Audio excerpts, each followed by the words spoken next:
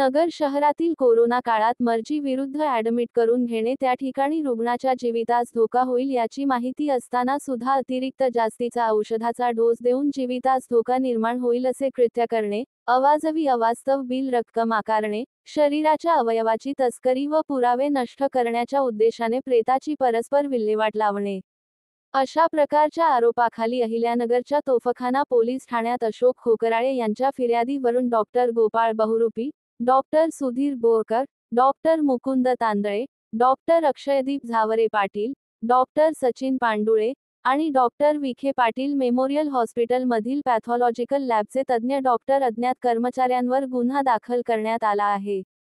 या प्रकरणी तात्पुरता अटकपूर्व जामीन मिळावा म्हणून ऑक्टोबर 20 रोजी डॉक्टर सुधीर बोरकर आणि डॉक्टर गोपाळ बहुरूपी यांनी कोर्टात जामीन अर्ज दाखल केला होता.